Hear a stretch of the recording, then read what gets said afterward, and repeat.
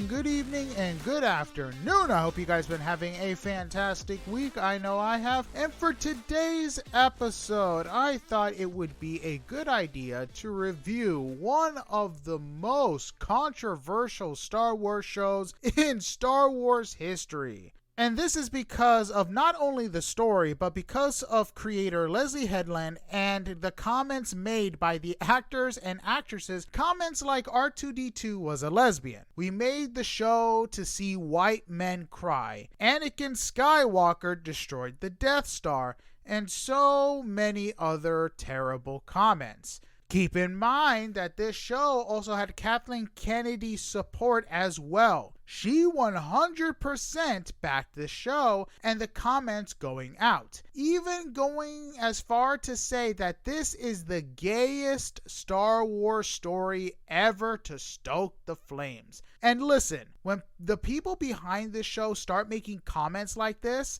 it doesn't make the fans feel better about what's to come. It actually does the opposite, because it feels like you're trying to bring real world politics into Star Wars, while Star Wars is basically like an escape. And you should be focusing on the story instead of making sure there's a lot more messages in there. Because we've already did this the last time when it came to the sequel trilogy, and look how far that went. Because again, honestly, the story should come first. If you make a good story and allow people to absorb what you're trying to tell them, it will come through. They will attempt to relate to the characters, the storyline, to understand them better, instead of just trying to shove it down their throats and keep sounding like you're pushing an agenda before the show even premieres. Even before the show premiered, Disney had been playing cleanup because a lot of people were attacking and trashing the show because of the comments made by the people of the show. Honestly, they should have hired someone to tell them to stop, or at least make the interviews more about the show than their opinions. And not to mention about what they believe should change about Star Wars, or stating R2-D2 is gay.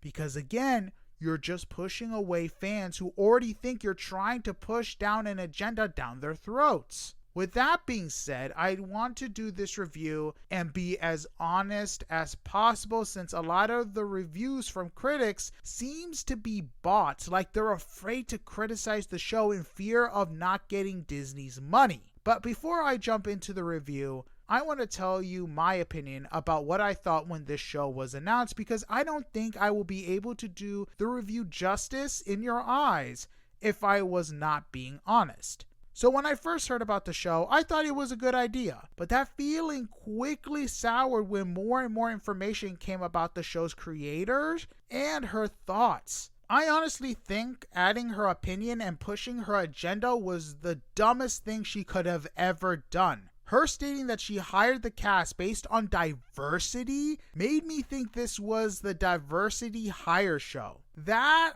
a lot of actors chosen here wasn't because of their merit, but because they were not white. And listen, I'm all for diversity, but to state that you made sure to hire based on diversity does not make a person of color like myself very happy. It makes me feel pitied. If you would have told me that they considered all types of actors and these were the best chosen based on their acting skills, that would have made me feel great. But to state that you concentrated on the diversity part doesn't really sit well with me. Also, the actor stating dumb stuff like Anakin destroyed the Death Star and R2-D2 is gay makes it feel like you don't even care about the franchise.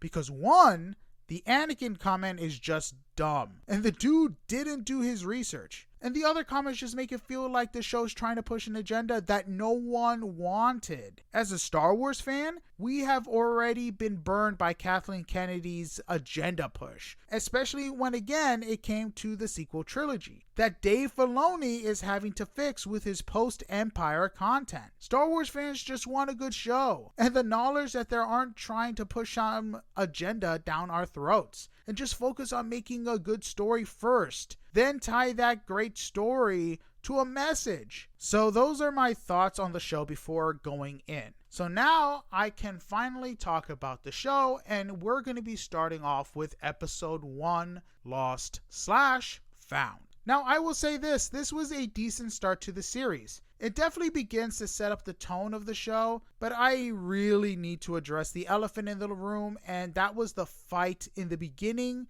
between May and Andara. Now, the fight was extremely dumb. While I will say this, it was done beautifully. The fight choreography was done very well and was already better than anything the sequel trilogy gave us in terms of fighting. But it was still dumb. Carrie Ann Moss was just wasted so early. And of all the things to kill her, it was a freaking knife? It would have been more believable if the knife was poisoned and she was slowly getting slashed and the poison weakening her. That would have been so much better than just being stabbed. Also, let's be honest, the assassin was not all powerful and did not have a powerful presence like Vader or Kylo Ren when we first met him. It was just a girl who apparently had plot armor. Like seriously, if you knew May was gonna throw the knife at the bartender, why not use the force push to send her back before she threw it? Like I said, it was just dumb writing and plot convenience that allowed May to win against Andara. Especially later on in the series, when you really find out how powerful she is, this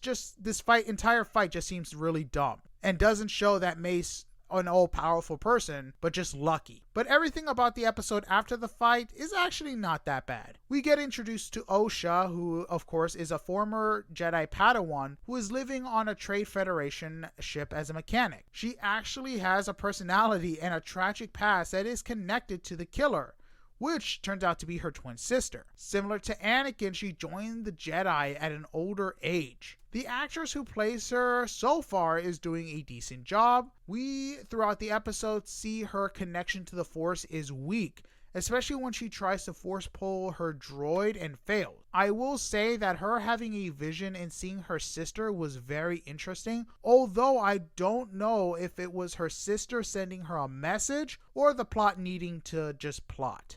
And the next set of characters is, of course, Jedi Master Soul, who is played by, I'm probably going to butcher his name, Lee Jong-jae. And this is his actual first English language role. And he actually learned English to play this role, which I think he did a fantastic job. And his acting skills are phenomenal as Master Soul, and he later became one of my favorite characters. And the fact that, again, he never spoke English before this role just shows how dedicated he is as an actor. And I love how Lee Jong-jae, I'm probably mispronouncing his name, took inspiration from Liam Nelson's character Qui-Gon Jinn, and it really shows in the way he portrays Master Soul, and I can't wait to see how he progresses in the story. I also like how Soul trusts Osha off the bat when she states that her sister is alive. And then of course we have Jedi Knight Yord. Nothing really much to say about the character other than he is by the book and has a Padawan. He also has a history with Soul and seems to have a goofy personality. Then of course you have Padawan Jackie. Honestly, I like how she is very by the book as well and very curious at the same time. One of my favorite parts is when she finds out that Yord is joining them and she sees him shirtless and just shakes her head. The episode's pacing seems a bit rushed at times, but does set everything up for the team to try to find Osha's sister May, and since Soul believes Osha off the bat, it should make for some interesting storytelling. He obviously feels guilty about something, and I can't wait to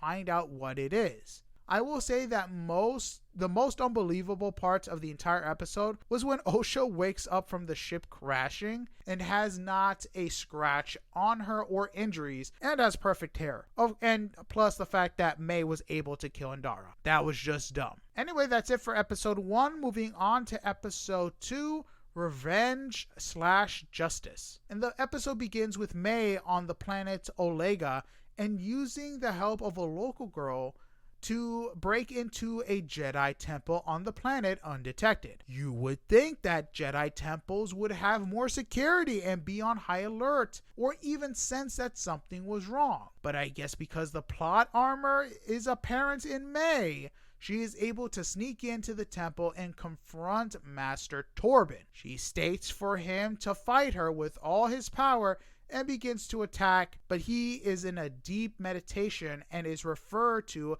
as the sleeping Jedi. He uses a force shield around him, and no matter what May does, she can't break the shield at all. You would think that someone who was hunting specific Jedi would have prepared for something like this. Could have planted explosives around the Jedi and let that kill him, or brought poisonous gas. But no, after hearing that the Jedi basically noticed that someone broke in, she escapes through a window above, and nobody is able to tell. The one thing I find dumb about this entire sequence is the fact that the show tries to convince us that she is a big menacing threat, when in reality she's either extremely lucky or she basically has plot armor on her side. Like seriously, it's like everyone who isn't the main character took a stupid pill. Meanwhile, Sol, who is still one of my favorite characters in the show, tells the Jedi about May, and they believe him and tell him to investigate the break-in from the Jedi Temple, because apparently now they know it's a break-in. Well, I like that the show moves away from the cliche of, oh, we don't believe you until we actually see the twin or see the person you claim is really responsible. I like how they moved away from that and just believe and just go with May's responsible. Now, after failing to kill Torben, May goes to her partner Quamir, who is some dude who is very familiar with May, and also the master that she serves. One thing that keeps getting brought up is that she's supposed to kill these Jedi without a weapon. Quamir offers her a solution in using poison, but she states that she has to kill these Jedi without a weapon, which makes absolutely no sense because she literally used a knife to end Indara and decided to attack Torben to break his shield. I mean, she literally threw her knives at him and nothing worked. So her complaining about using poison is just dumb. It is mentioned that Torben has taken the I'm probably going to mispronounce this, the Barish Vow, which isn't really explained what it is, and basically I'm going to explain it here now. It's an oath taken by Jedi who completely refrain from all activities related to the Jedi Order as a form of penance,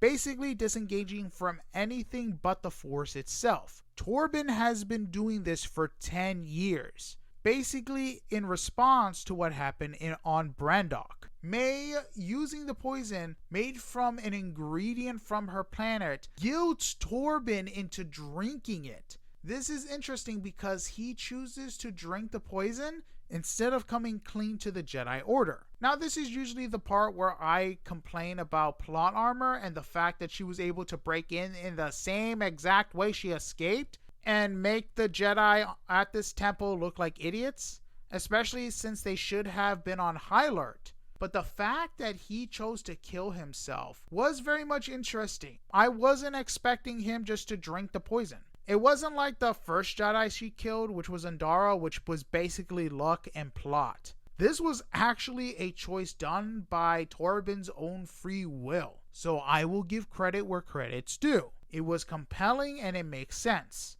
Meanwhile, the group, Sol, Jackie, Yord, and Osha, find Quamir and basically are watching him. They actually send in Osha to basically disguise herself as May and talks to Quamir. And afterwards, Quamir figures out what's up and they all go in and grab him. And Quamir basically gives up where May is going to be. For some reason, nobody there senses or suspects he's lying. And they just let him go instead of taking him into custody. Why? No idea, but apparently they decide not to take someone who's affiliated with a Jedi killer into custody for further questioning. They just let him go. Now, later in the episode, when Sol and Yord and Jackie confront May, they clearly show how outmatched she is compared to actual fighting Jedi. And despite all that, she still manages to escape because, of course, the plot has to plot. Now, during her escape, she sees Osha, who she thought was dead. And I will say this, the other interesting part about this entire thing was that we learned that she doesn't even know, and I'm talking about May here, who her master is. Which is really interesting because you would think that someone being trained for, I think it was 16 years, had never seen her master's face. Again, I thought that was actually kind of interesting. It makes her master seem a lot more mysterious. Now, after Mei escapes, they know who the next target is, which is Kaunaka, a Wookiee Jedi. So then the episode ends. Now, I will say this about this episode. It was okay. Again, plot armor was stupid and obvious, but I did like how the mystery of what happened on planet Brendok is growing more and more. And even has Torben wrapped in guilt enough for him to kill himself. So it just makes me wonder what happened on planet Brendok. Also, I will bring this up because when this episode aired, a lot of people were talking about this. And while it was nice to see a plus-sized Jedi, it really doesn't make any sense since the Jedi themselves eat sparingly and are highly active and are known for their agility. I just don't see this in the plus-size Jedi, especially how big this guy is. Now, I'm not saying that to make fun of him. I'm a decently big guy myself, but still. I just don't see how active they are, how in tune with the Force, how they're having to go on missions, how this guy can do anything being the size that he is. Again, we've seen all types of Jedi before, especially aliens, but I don't think we've ever seen a fat Jedi. And again, with how active they are, I just think this is just pandering to bigger fans. Like I said, it was good to see a plus-size Jedi, but it just didn't make any sense for the Star Wars universe. Now, if he was an alien and that's what they look like, okay, I'd believe it because that's what that species look like. There's no changing it. But for a human, yeah, it just seems like pandering to me. Now, with that being said, it's time to move on to what is being said is the worst Star Wars episode ever, and that is episode 3 of the series, Destiny. Now, this is a flashback episode that takes place 16 years before Mei went on her killing spree against the Jedi. The episode starts at a tree where Osha is playing with a bug using the Force. She's interrupted by her sister, who also uses the Force to torture the bug until Osha says something. They go back as they are not allowed to be outside of their fortress, but don't notice that they're being followed by Soul. They are greeted and berated by one of their mothers, Coril. She escorts them back to the fortress. We learn later in the episode that these witches are exiled. Now, it's being stated that they're not from Dathomir, they're Night Sisters. But, I mean, I don't see where else they could be, and we don't know why they were exiled either. But it's being hinted that they had very different beliefs. We learn that both Osha and Mei are going to take part in a ceremony to become witches. Osha doesn't want to become a witch, but Mei does. Osha wants to be independent and lead. We also learn that the witches learn about the Jedi on the planet. In the episode, we also learn that these witches view the Force as a web and that the Force doesn't control one's destiny. A lot of backlash has come from this point of view and how different it is from what we know about the Force. But I will say that having different planets, having different beliefs is not crazy. In the Clone Wars TV series, we are introduced to the witches of Dathomir who wield the Force differently and have their own beliefs. So it's not that crazy, and it should not be taken as a huge surprise that someone else had a different belief, and should not be taken as the new status quo. Now, I will say that the ceremony that's supposed to turn them into witches is lame and just looks terrible. All it is just women chanting, moving back and forth, and just looks like some crazy cult video you found about a cult back in the 60s. You would think that there'd be more pizzazz, especially when the Clone Wars episodes with the Witches of Dathomir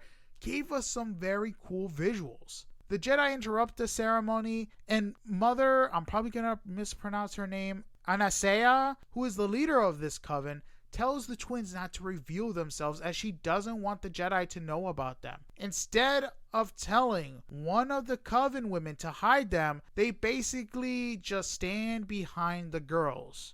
Seriously, it's like all of them took a stupid pill. Osha reveals herself because of course she does, because she wants to leave, which is, again, It's just they really should have sent one of the Coven to take them away. It also doesn't help that they have a Wookiee and Kanaka just smells them. Soul tells the children that it's alright to come out, and Osha is very eager, much to Anasea's dismay. The Jedi presented besides Soul is Torben, Kanaka, and Indara, who May killed, of course, 16 years later. Soul asks Osha if she wants to be tested and to become a Jedi, which she says yes. So far, everything is peaceful. The Jedi are not being aggressive and want to give the girls a choice. Without any justification, Anasea affects Torben with her magic, which I will say is pretty cool, and tells them to leave. Osha tells her mother to stop, and the Coven agrees to have the girls tested, much to Korill's dismay. It is also revealed that the girls have no father, and later it's learned that Anasea made them through what I'm guessing is some type of experimentation while Korill carried them.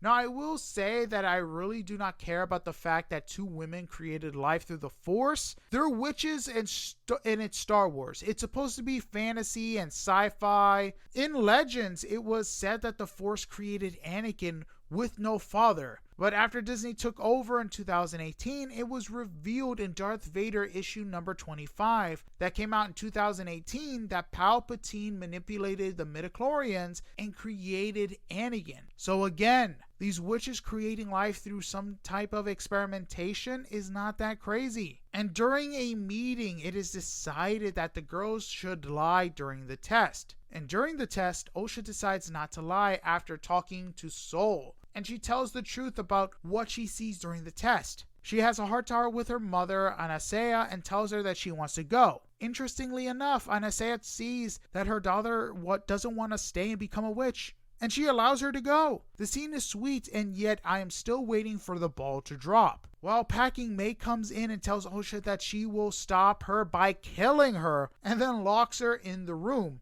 She then begins to start a fire, and it's the same fire that has been mentioned throughout the entire series so far that ends up killing everybody. Osha attempts to escape because the fire is blocking her path and escapes using a hatch on the side of the wall. The fire continues to spread, and I'm guessing reaches their generator because there's a huge explosion causing the fortress to begin to deteriorate. Osha sees May after she's escaped and they're on a bridge and asks her what she has done. May asks her what she has done, and the bridge that they're standing on begins to collapse. Soul is there and attempts to save both of them. But after, I guess, realizing that he can only save one, saves Osha, thinking that May had fallen to her death. He pulls her up and it's revealed that all the sisters and both mothers are dead. From the looks of the bodies, it doesn't seem like there are any lightsaber wounds because, of course, no one slashed to death or stabbed. It doesn't look like anybody stabbed. But I could be proven wrong. We didn't really get a good look at the bodies. And Osha is told that the fire killed everyone. But it does look like there's more to the story, and it's revealed that, of course, since we already know, May didn't die. She actually went to the tree from the beginning of the episode and is asking for Osha, keeps yelling out her name, but again, finds nothing. And the episode ends there. Now, I will say that this episode was pretty mid. The music, I will say, was great. It really set the mood of the episode, and it didn't really miss a beat. But then again, when it comes to Star Wars, even the worst movie really has some good music. But I really can't say the same thing about the rest of the episode, especially from the acting coming from the actresses who played the younger versions of May and Osha. They were just plain at times and not very convincing. I get that they're children and should not be held to too much criticism, but watching other shows with child actors who are doing a much better job, it's hard not to compare them to those other actors and that standard. I honestly was waiting for the ball to drop from the Jedi because for the past 2 episodes we were told that they were the bad guys.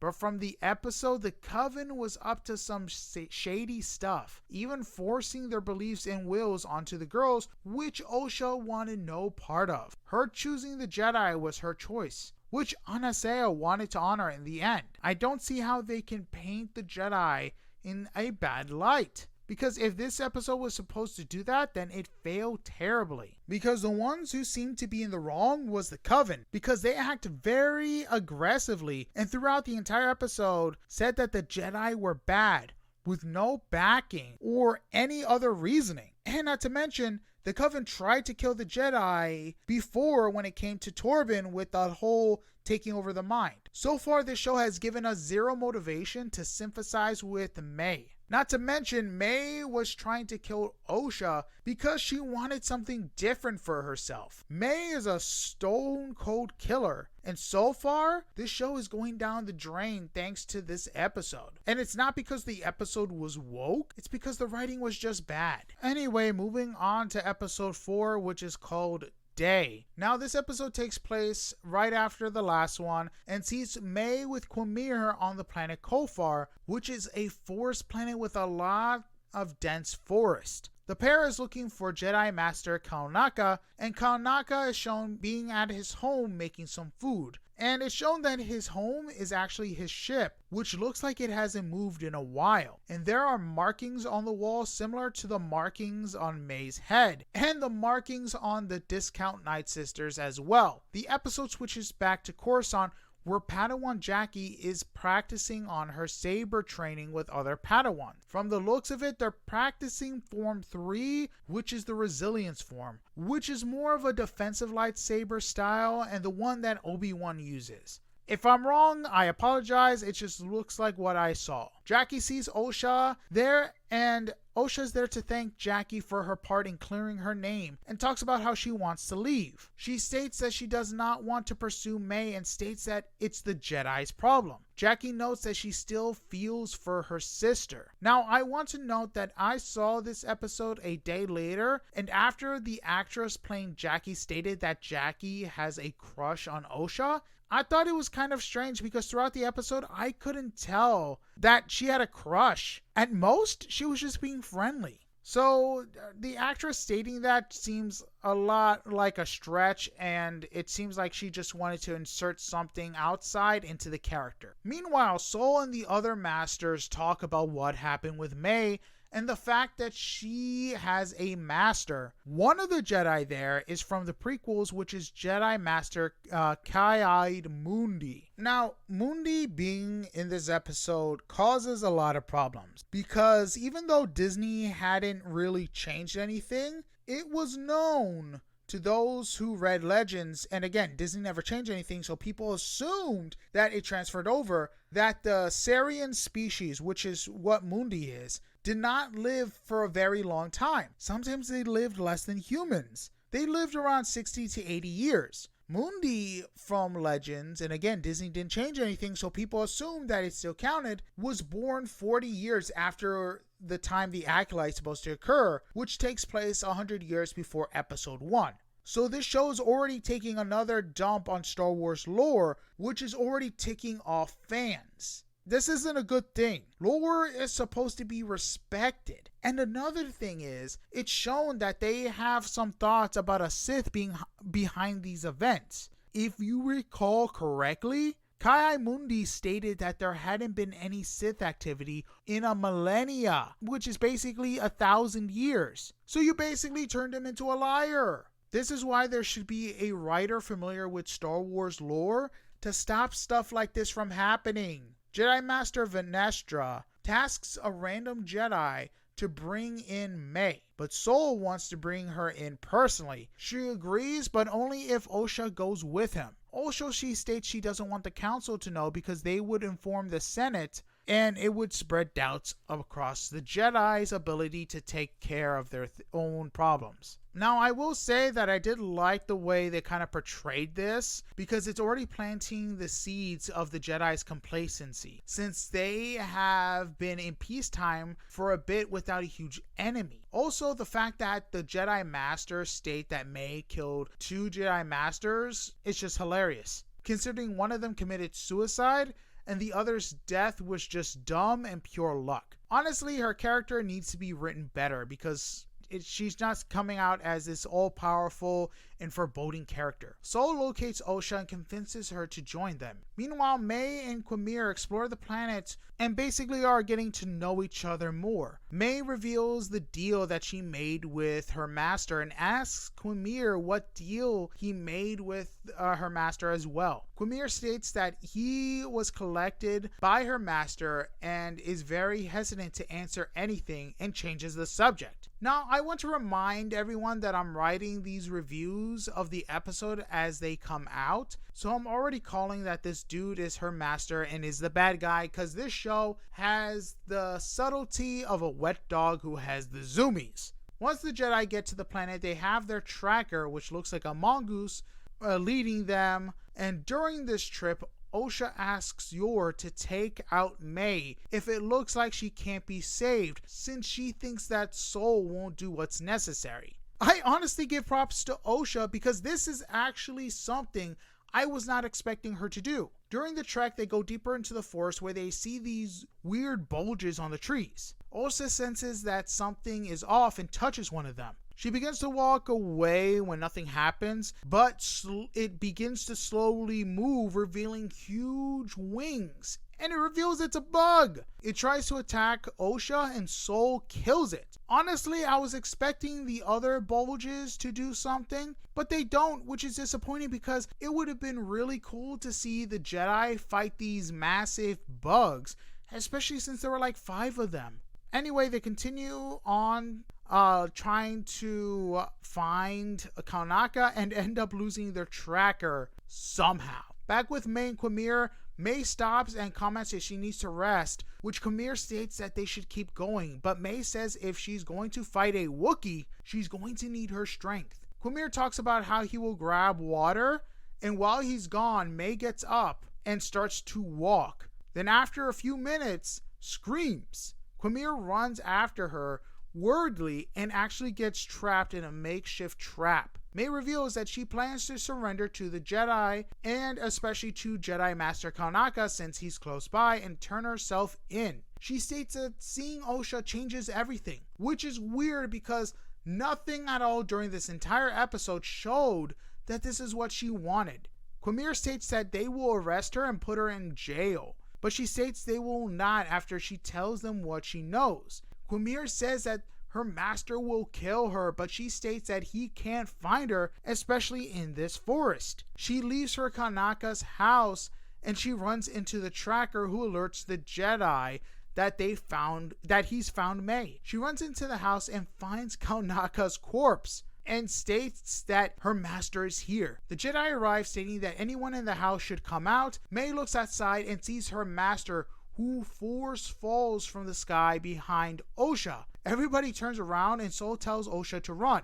And this Sith force pushes her to the side and uses a massive force push on the ground, pushing everybody away after they basically ignite their lightsabers and run towards him. The episode ends in a cool looking sequence, but I will say that this episode felt rushed, especially with the storylines they wanted to tell. Also, I will say May's portrayal seemed like it came out of nowhere, and if she wanted to be done with her master, running away from the Jedi tracker was a weird way to do it. Again, I'm already expecting that Quamir is the Sith, but who knows? And I will give this a positive. The chemistry of the characters is solid at times, and Sol continues to be my favorite character. Anyway, let's move on to the next episode, which is called Night. And this episode takes place probably 5 or 10 minutes after the end of the last episode, with Osha awakening from being knocked out.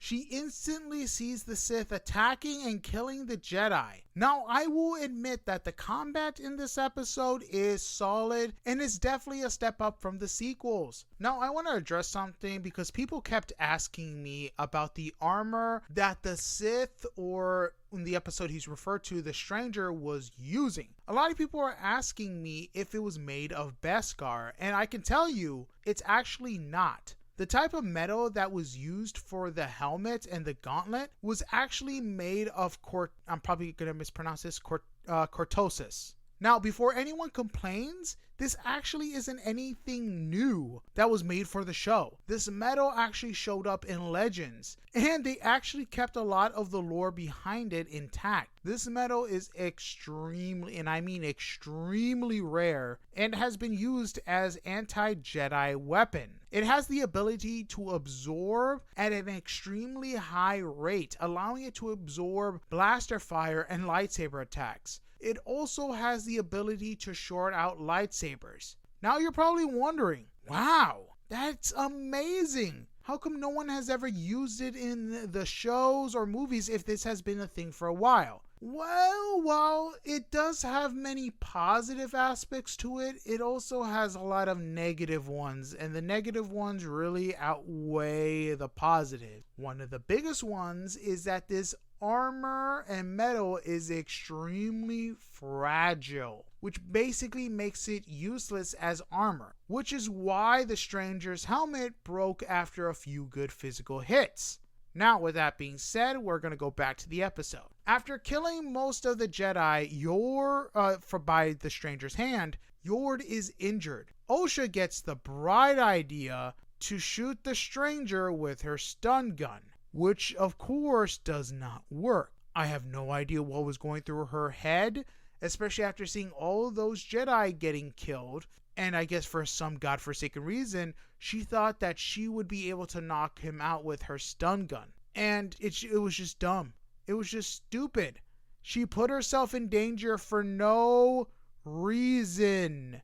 And this isn't the first time she does something extremely stupid. Yord tells Osha to run, which she does. Meanwhile, May in the house decides to do something and grabs Kalnaka's lightsaber. While she is doing this, the stranger throws his lightsaber at Osha, only for it to be blocked by Sol. Sol gets ready to fight the stranger, and Yord shows up. And Osha stops and begins to raise her stun gun, because if it didn't work the first time, it might work the second time for some godforsaken reason. I don't even know why she raised her stun gun. It's useless in this situation. Sol tells her to go to the ship, but she doesn't listen because why not? She apparently knows better than Sol. Sol force pushes her to the side and tells Yord to take her back to the ship, and she reluctantly follows Yord. Now, she really ticked me off because what exactly was her plan? This dude took out 4 other Jedi and injured Yord. What made her think that she would be able to do anything but get in Sol's way? Seriously, her character this entire episode just annoyed me and just ticked me off. Meanwhile, May for some reason took her time, I guess probably giving herself a pep talk, and finally decides to go outside, but is confronted by Jackie. Jackie attempts to handcuff May, but May attacks her. Jackie for some reason doesn't use her lightsaber to subdue May, maybe because of plot. Sol and the stranger fight, and the combat here is just fantastic. It's obvious that the stranger knows Sol personally, but Sol doesn't know anything about the stranger, but senses familiarity. Sol goes the stranger to take off his helmet, but the stranger notes that he does not want Sol to get in his head. After knocking around Sol, the stranger disappears. Jackie and May are still fighting, and May attacks her with her knives, and for some reason Jackie still won't use her lightsaber. She's able to subdue May with some injuries and takes Kanaka's lightsaber from May. The stranger arrives, and Jackie is actually able to hold her own, especially using 2 lightsabers. And I'm not gonna lie, the combat was actually pretty good. May begins to run away, and the rest of the episode is basically the stranger trying to chase her and her running away. And this is funny because this is the apparent baddie who was supposed to be the main villain and looks super cool, and is basically shown to be a coward. The scene switches to Yord and Osha, with Yord stating that the stranger does not use formal combat and is actually able to get inside their head, which is interesting and would explain how he was able to best multiple Jedi at the same time by playing with their fear and getting inside their head. Osha states that her mother actually had the same ability and did it once. She states that they also need to go back, which is dumb because she will not be able to do anything, and Yord threatens to subdue her if she doesn't keep going. Meanwhile, the stranger is able to catch up with May, but Sol shows up, and the stranger threatens to kill May, so Sol drops his lightsaber just in time for Jackie to come out of nowhere and fight him. Osha, sensing little May, and this is when I mean little May, I mean May as a child's voice yell out for help, tells Yord that they need to go back and that the stranger will kill everyone if they don't help. She sees where the big bugs are that were in the trees nearby and uses her light from her flashlight to attract the bugs. Back with Sol and Jackie, they're fighting the stranger. Jackie is able to hold her own against the stranger and hit his helmet multiple times before it breaks, revealing that the stranger is Quamir. And again, I legit called it. This reveal was as secretive as guessing what was for lunch on PB&J Day. Everybody saw this coming. He quickly reveals that his lightsaber is able to break into two and stabs Jackie 3 times, killing her.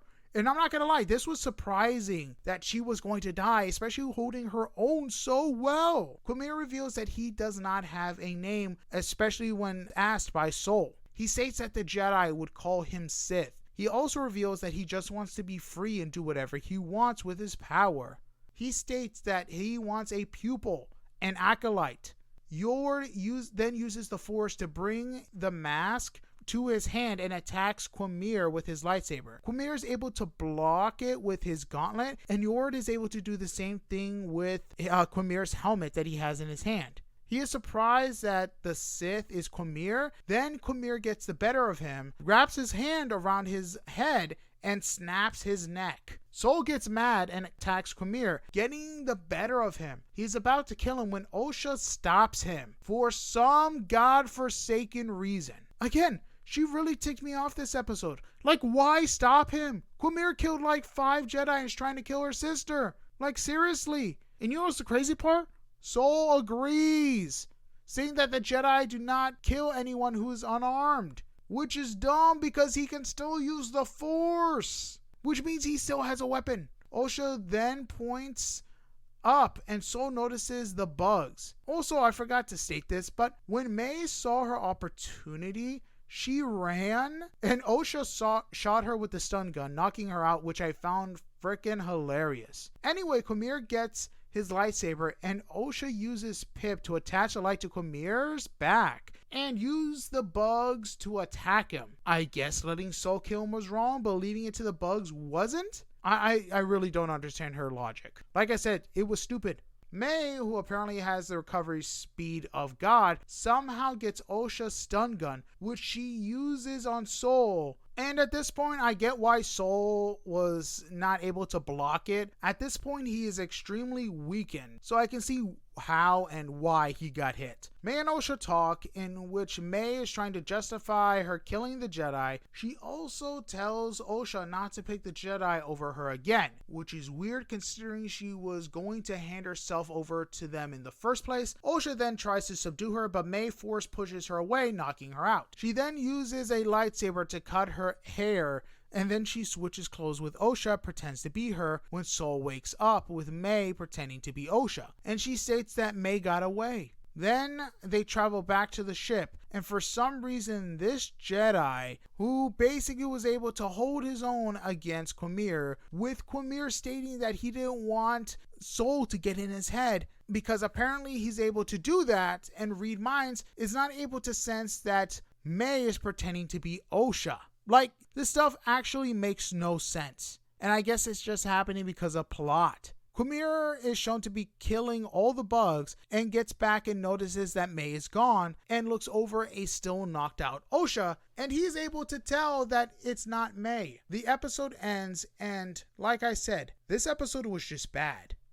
But I will say this, I did enjoy the combat. It was pretty good. Also, I want to bring up that I did enjoy the fact that they brought in a medal from Legends, which hasn't been seen in any type of Star Wars media, let alone the live actions. It made they probably made a smidge change, but made almost no changes to its property or its lore. But the thing that really brought this episode down was the stupidity, especially with Osha trying to continue to fight, even though she would have been more useless than the daughter from Army of the Dead trying to save that one chick. Like, seriously, the other thing that ticks me off is that Osha waited until after Yord was dead to use the bugs. Why didn't she use the bugs before to surprise attack Quamir?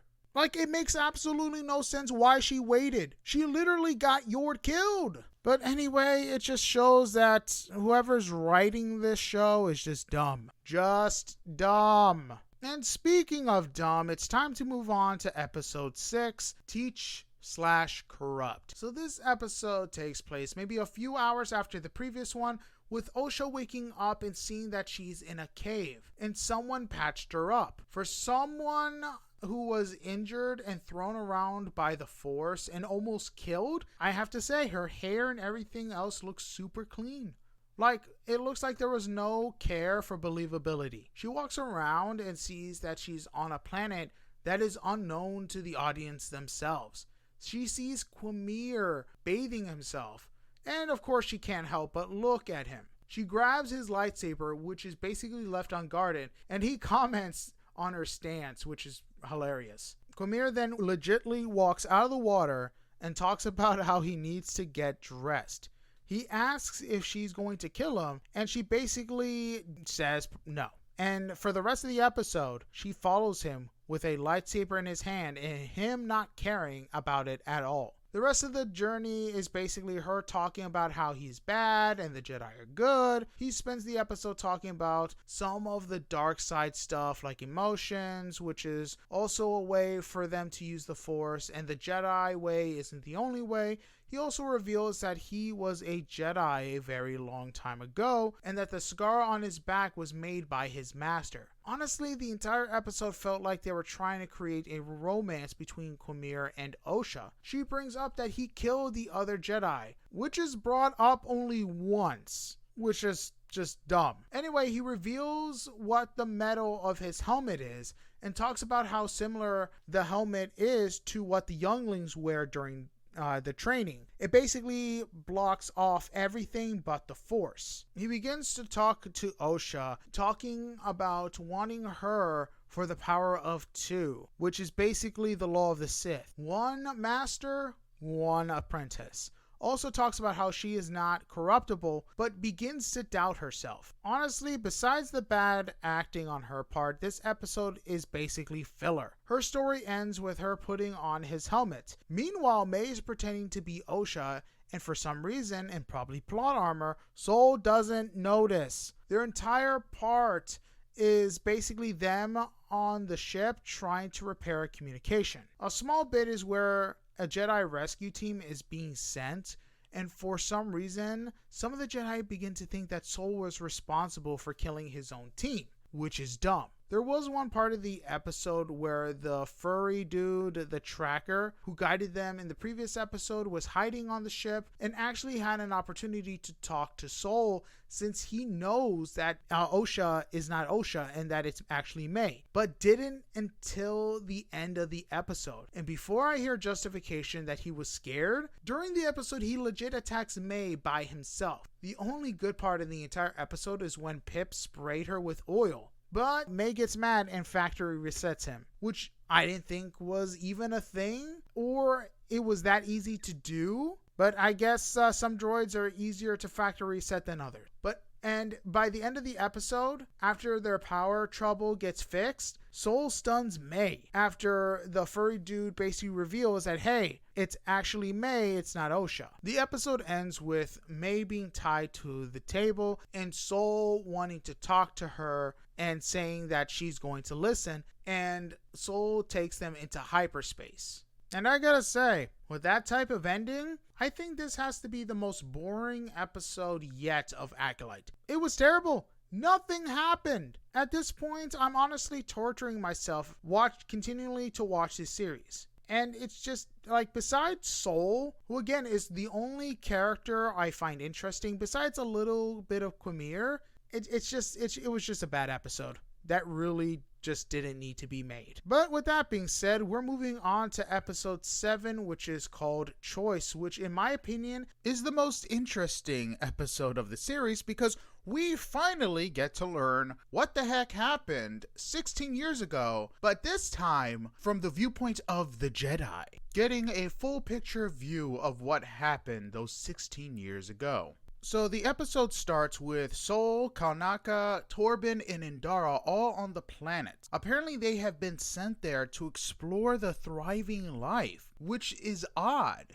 Well, to them at least, because apparently there was a hyperspace incident that caused all life in the surrounding planets to die and make things uninhabitable. And this happened about 100 years back. Brendok seems to be the exception, and the Jedi are interested and suspect a virgins to be the cause, which is basically a nexus point of the Force. Torben doesn't seem to understand the importance of this mission and just wants to go home. Sol talks about how Torben is or was disturbed and unbalanced, and Indara talks about how Sol was also disturbed and jokes about that is probably the reason why he doesn't have a Padawan yet. They end up deciding to split up, and Sol follows the river, and of course this is the part where he sees Osha and May under the tree. And he also sees them being caught by Kirill, and he even sneaks into their base and sees them training when it was coming to the Force push with Anasea. He also sees a bunch of weird stuff that the Coven are doing, and of course he sees that they're preparing for a ceremony for later that night. He later leaves and catches up with the rest of the group,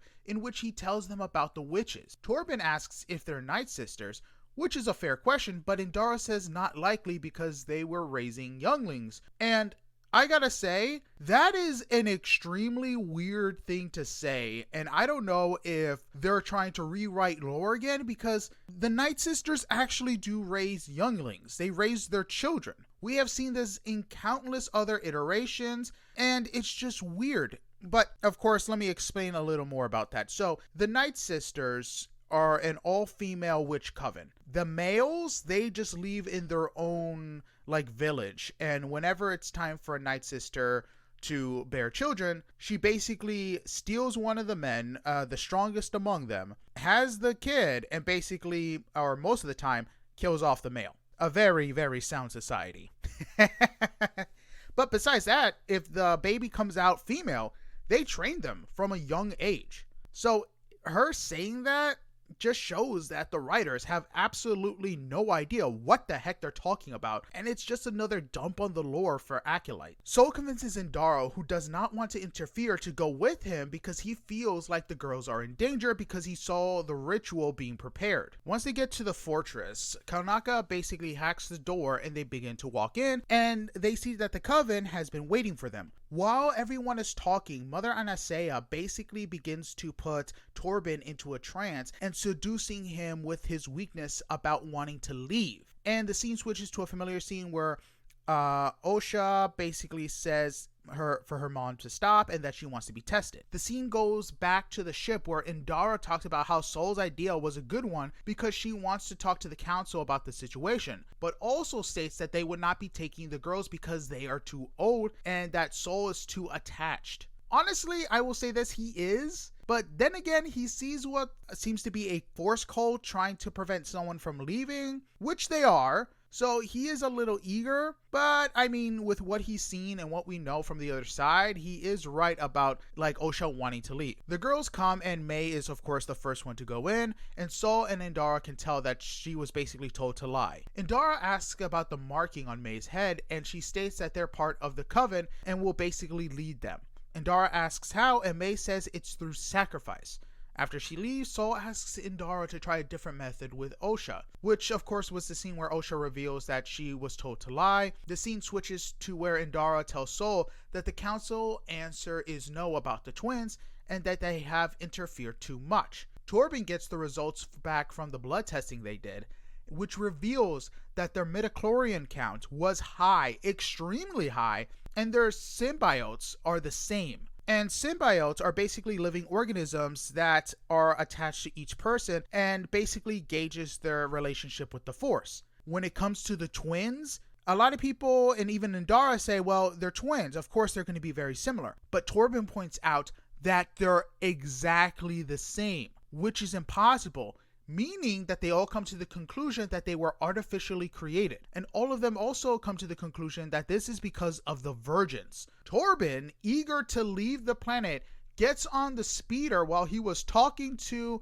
his master and the other Jedi and wants to get the girls because they would be proof. Nobody during this entire thing attempts to stop him until he leaves. It was the dumbest thing ever. Like, they could have prevented him, grabbed him, force pulled him in, or did anything to stop him. But no, they let him go off. Sol gets on the speeder and goes after him. The scene switches to after Mother Anastasia tells Osha that she can go. Kirill, leading May away, who doesn't want Osha to go, basically tells May to stop Osha and begins to tell her that the Jedi will not warn her when they attack. And Kirill begins to attack May, and May blocks it. And May gets angry with every block she does, and Kirill tells her that she's a good girl and to use her anger to stop Osha.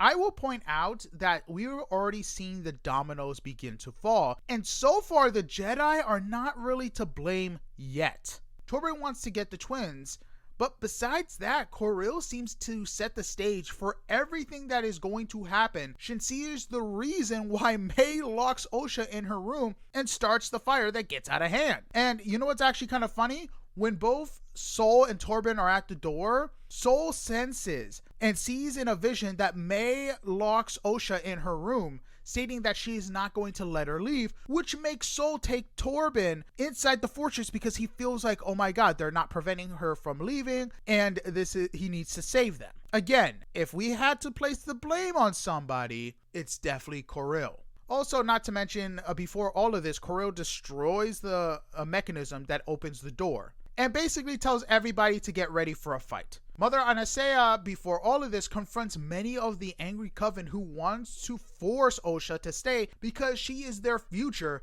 and would rather not let a child's wish sacrifice their future. This is already crazy because at this point it seems like a good thing for the Jedi to take Osha away. Nothing we've seen so far puts the witches in a good light. Like, isn't this the episode where we should be seeing, oh, the Jedi are absolutely terrible? No, we're not seeing that at all. Maybe a little eager, but not like bad terrible where someone sets on a mission to kill all of them. Now, it is shown that May had accidentally started the fire after burning Osha's book, but given how May acted beforehand, and the fact that she had said that she would kill Osha before she left, doesn't excuse the fact that she started the fire accidentally. Heck, she even locked her sister in and acted all crazy beforehand. I really feel like they're trying to justify May's actions, but they're failing to do so. The fire starts to get out of hand, and May runs to and calls for her mother. Kirill has everyone ready for a fight, and Anastasia says violence cannot be the answer. As Sol and Torben walk down the stairs, they are confronted by Kirill and Anastasia. Kirill threatens them, and Anastasia tells them it was foolish for them to come back, which is weird considering that she stated she wants Osha to go with them. Honestly, it feels like everyone is acting out of stupidity at this point. And honestly, I blame bad writing. Sol states that they're there with noble intentions, and Anastasia begins to play around with the answer of whether or not they will allow Osha to go with them for some godforsaken reason.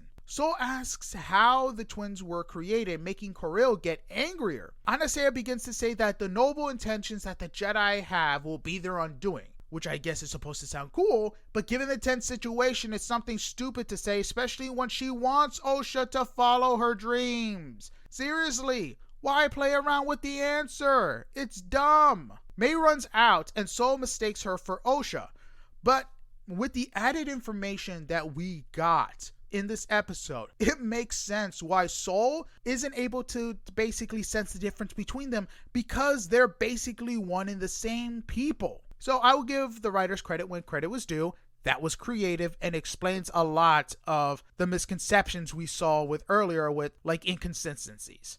Now, no one corrects Sol, and when May asks for help, which considering the stupidity coming from the mothers is not calming the situation, basically makes the Jedi think that they're being held against their will. And yeah, like I said, if Anastasia would have just came out and said, yes, we're letting Osha go with you, but not May because May just wants to stay, calm down the situation. But no, we get to this point, and Kirill begins to get ready for an attack, and instead of saying something to calm the situation, to say there has been a big misunderstanding, she turns into some ominous, creepy smoke, which doesn't calm the situation.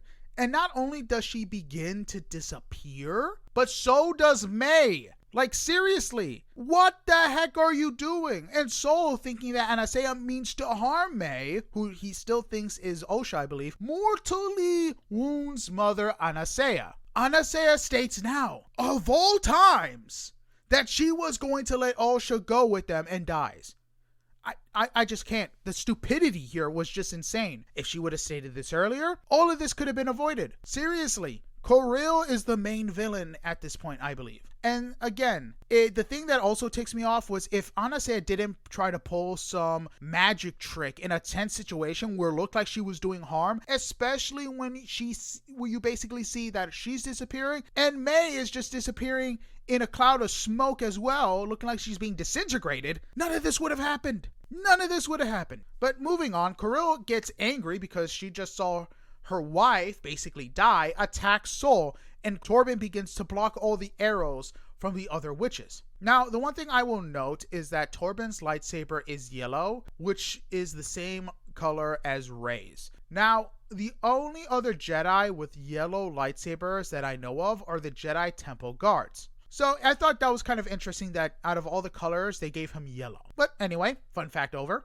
Sol begins to block Coril's attacks, not really using his lightsaber, but using hand-to-hand combat, which makes her angrier as she wants him to attack. After cutting off her weapon, an explosion happens, which was basically caused by the fire May started. Coril turns to smoke, similar to how her wife was doing, and the Coven sisters with the arrows disappear. Meanwhile, Kanaka and Indara are on the ship and sees the explosion. Indara sends Kanaka in to stop Sol and Torben before things get worse. But I mean, at that point, I don't think things could get any worse. Back to the fight, Coril states that they should not have come. Torben states that he has reinforced his mind and they won't get inside his head. Instead, Coril begins to possess somebody else, and it's not Sol, it's actually Kanaka. And here's the thing, you're probably wondering, wait a minute, isn't he more balanced?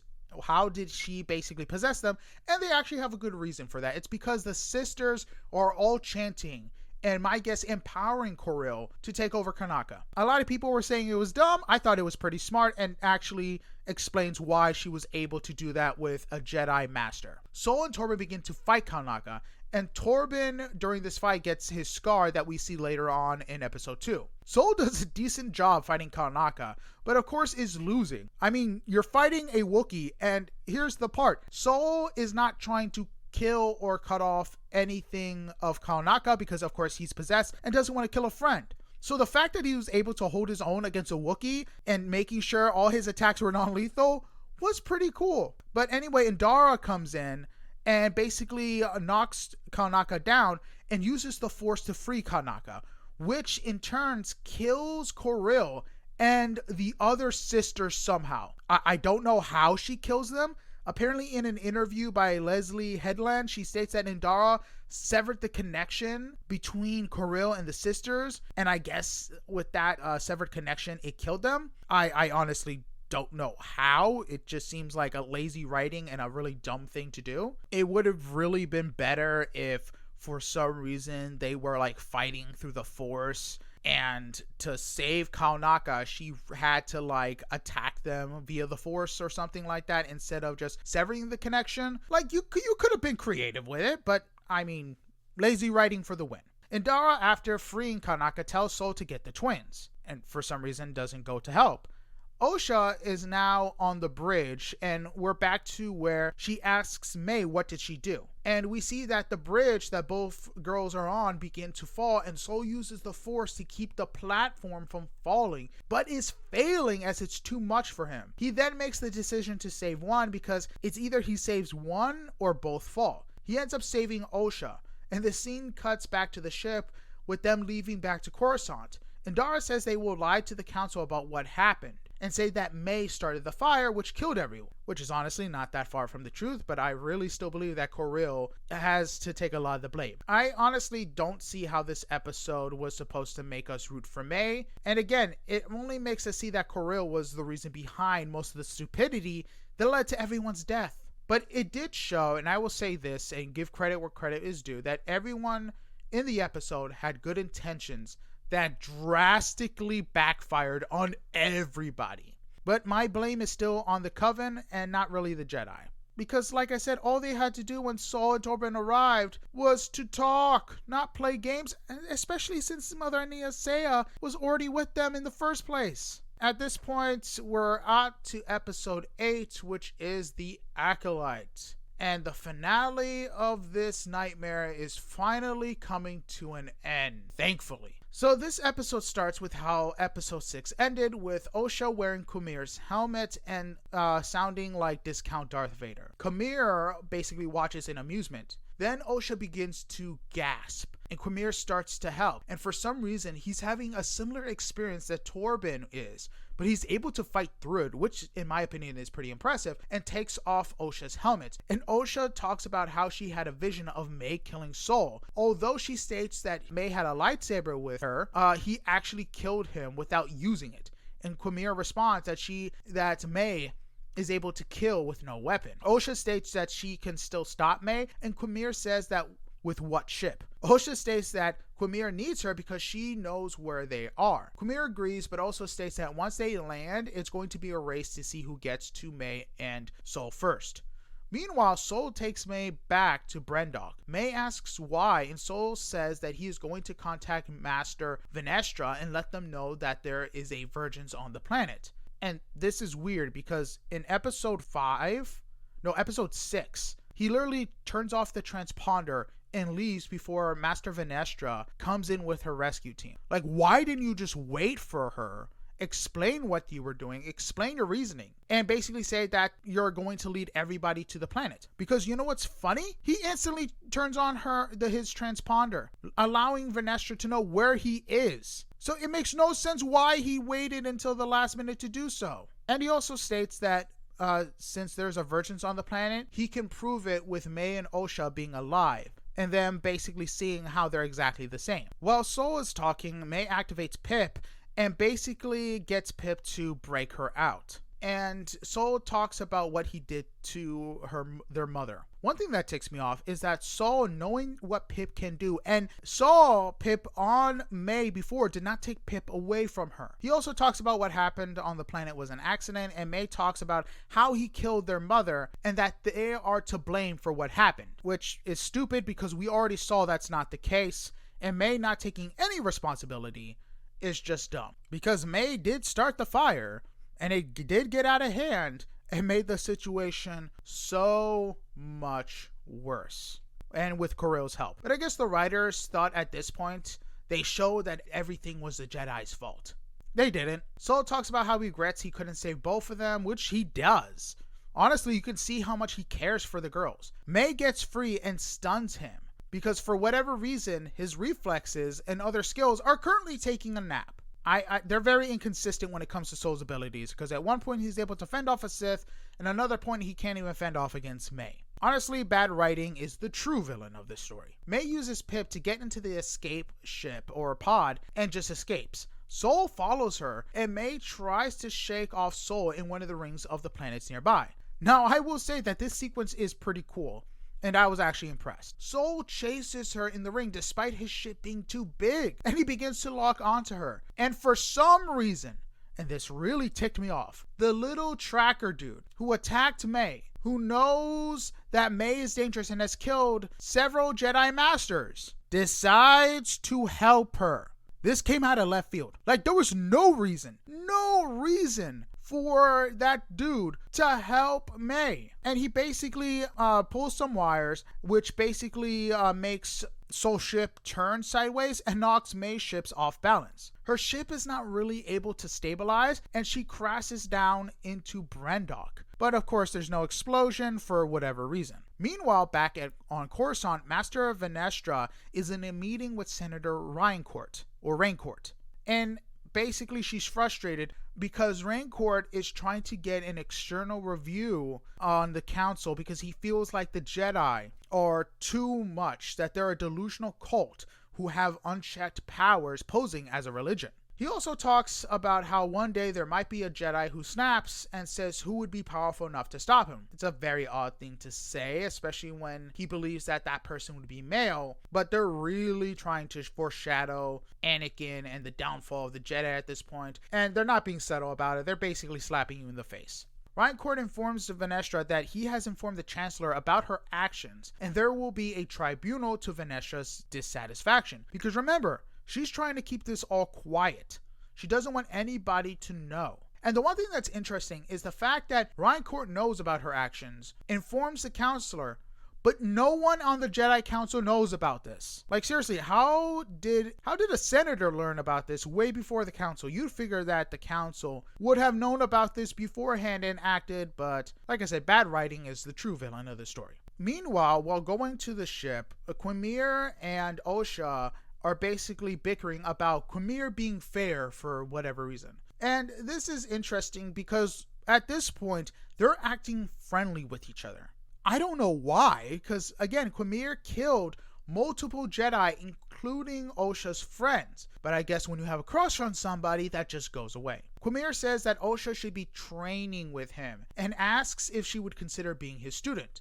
She replies no, and as they leave, we see a figure inside one of the caves, which is revealed later to be Darth Plagueis. And he's basically watching them leave, which I gotta say, is a pretty cool cameo. I'm not gonna lie, when I saw Darth Plagueis, I'm like, oh my god, this is the first time we're seeing him in live action, and I gotta say, he definitely lived up to the hype. Especially the way he looked. God, that was creepy. Anyway, back on Brendok, Sol turns on his beacon and tries to sense May. Brazil, who's basically the little ferret dude, looks worried as he sees Sol leave. Back on Coruscant, Venestra is informed that Sol turned on his transponder and decides to head to Brendok and tells her Padawan to gather as many Jedi Knights to go with them without raising any alarm. Meanwhile, Quimir and Osha arrive on Brendok, and she does something that turns off his side of the ship, which I guess makes sense since she worked on ships for years afterwards and would know how to do that. But it's still odd that Quimir didn't know that was a thing. Sol sees Osha's ship and continues to look for May, and he finds himself back at the witch's fortress. Quimir and Osha arrive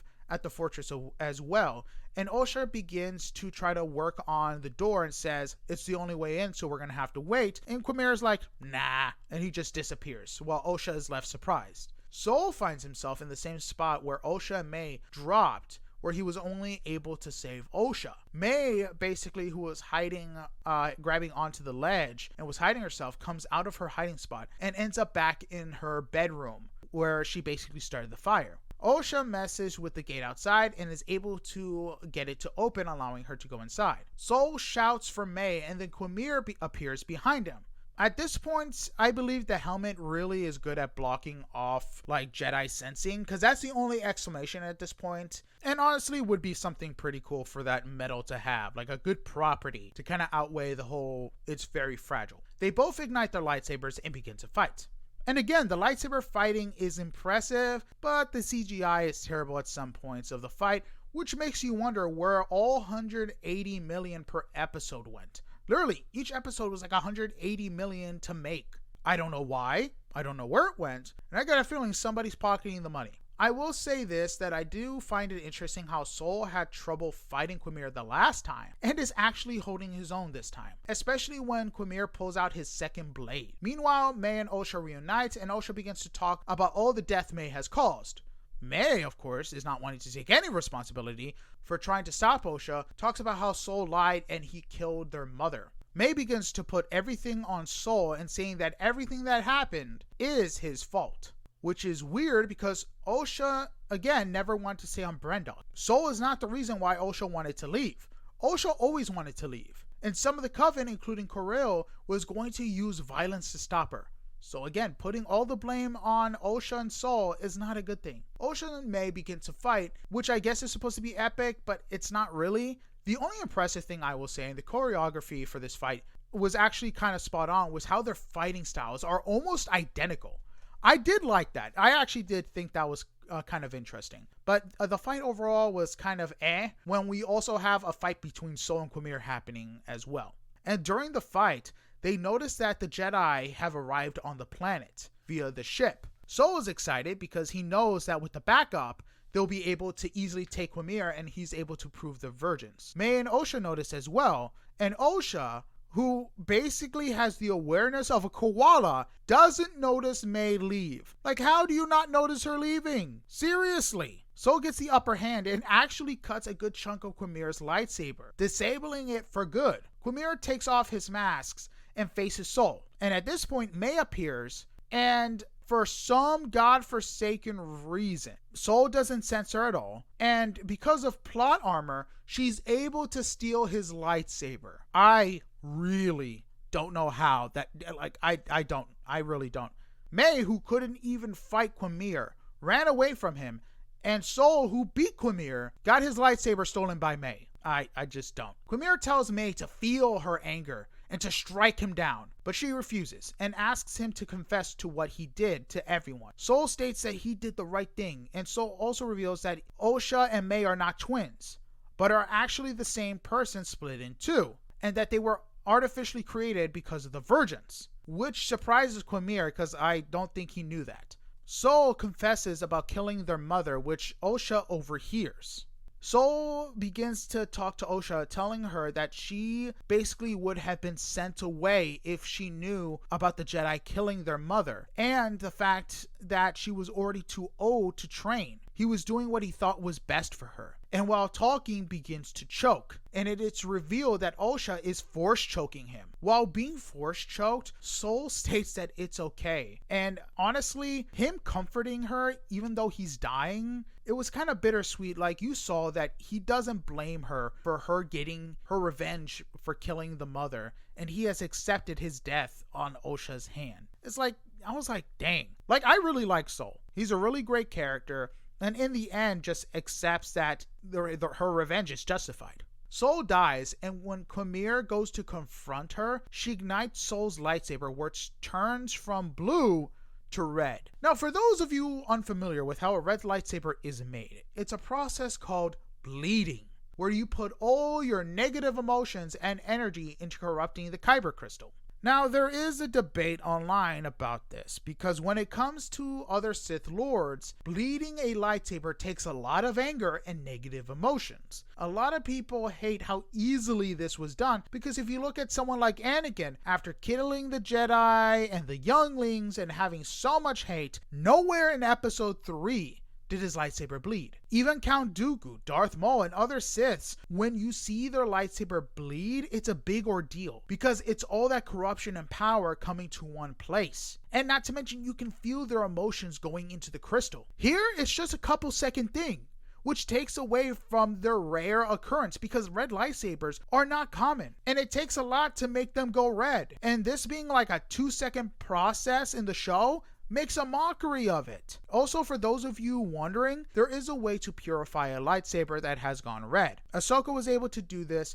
and if you have watched Ahsoka, you notice that her lightsabers are white and not any other color, because when you purify a crystal, it doesn't go back to its original color. It instead goes white, which is pretty awesome in my opinion. Meanwhile, the Jedi arrive, taking their time for some godforsaken reason. Vanestra gets out of the ship and instantly senses Quimir, revealing that the Jedi Master he talked about was Vanestra. And I gotta say, that was a twist I actually liked. I thought that was pretty good. And Vanestra tells all the Jedi there to set up a perimeter and make sure no one escapes. They use the tracker dude to try to find the girls, which I guess at this point he's like, nah, I'm good. I'm not going to help May anymore. We're just going to go hunting. Again, I have no idea why he helped May before. It just made no sense. Osha and May arrive back under the same tree where they played, which May tells Osha that she waited for Osha all those years ago. Osha apologizes for not believing May, and May apologizes for starting the fire. Quimir appears and they begin to talk. Osha talks about how she wants to talk to the Jedi, but May and Quimir talk about how the Jedi will kill them if they found out how powerful she is. Which is strange because she really hasn't shown any type of extraordinary power. She legit killed Sol by using the Force Choke. And it's not that crazy of a skill. A lot of Sith had this power, and it's been shown many times. Heck, even some Jedi can do it. I really hate how Quimir and May act like they have been the good guys all along. And May asks Osha what she wants to do. And she tells Quimir that she wants to train with him if he leaves May alone and allows her to leave. Because apparently the man who killed her friends is a good enough guy to allow May to leave. May asks Osha if she's sure about this because this Jedi will use her to get to them. Quimir states that he can actually wipe May's memory of Osha and him, which is a pretty impressive power. May agrees, and Osha is sad about this. They have a heartfelt goodbye, and Quimir begins to wipe her memory in an instant. Like it takes maybe a total of 10 seconds, which is again impressive on how fast he did it. The Jedi catch up with May, whose memory is wiped at this point. They take her back to Coruscant as a prisoner and takes her to Venestra. Venestra begins to ask her questions, but it's clear that she doesn't remember anything. Venestra asks what May remembers, and it's revealed that the last memory she had was back when she was 8 years old. Venestra reveals that it was a Jedi who killed May's mother and that it was Sol, but states that while he did terrible things, he was a kind man. And the scene switches back to the tribunal, and she basically tells everybody what happened on Brendok, but doesn't reveal anything and basically says that Sol killed everybody. My guess is because she wants to cover her mistakes and protect the Jedi, because remember, she sensed Quimir and she didn't say anything. So my guess is she's more corrupt than she lets on. Well, not lets on. At this point, we know she's very corrupt. The scene switches to Quimir and Osha back on the previous planet, looking at the sunset and holding hands. And the ending of the entire series is basically Venestra walking up to Yoda. And that's basically it for the show. And I gotta say, I am so glad that this nightmare is over. There are so many inconsistencies in this episode that it's insane. From the small dude helping May for some reason, to Osha getting along with Quimir so easily, and them stating that Osha was so powerful, even though throughout the entirety of the series, we didn't see anything that basically separated her from other Jedi, from the past, from the future, none of it. Like, they were more telling than they were showing. And the entirety of killing without a weapon was dumb. I was expecting something really interesting, but all it was someone using the force choke to kill somebody? Like, that's so dumb and anticlimactic. Overall, as a series, this series was plagued by lazy writing that started off interesting but got worse with every episode. They clearly thought there was going to be a season 2 because they basically did more telling than showing. And I really hope that Disney dumps this show into the ocean and gets rid of Headland and Kennedy altogether. The only thing I hate is that the other review sites have bent over for Disney and not wanting to truly say how they feel, because those review sites of red and those review sites of yellow say that fans want a season 2 when that's not the case. Because honestly, a lot of these review sites have sold their dignity for a paycheck because they don't want Disney to stop giving them money. I honestly will say, if they really wanted to make this series interesting, where the Jedi were shown as the bad guys, they should have made this series all about Quimir and when he was a Jedi or a Padawan with Venestra as his master, and his downfall. Because honestly, Quimir, besides Sol, was a much more interesting character. And his past was also interesting, especially with Venestra as his master, as we saw that she did things for her own benefit. So it honestly would have been a better series if we focused on that relationship and saw Quimir's downfall. But that wasn't the case, and instead we got this. Again, I am glad this series is over, because if I had to rate it, I would easily give it a 2 out of 10. It's just terrible. And I really hope that we never see a season 2 ever. But anyway, that's it for this week's episode. I think this has to be my longest episode yet, and I'm going to have a fun time editing it. But anyway, I'll see you guys next week, and I hope you guys have a blessed one. Sayonara, see you later, and have a good one. Goodbye.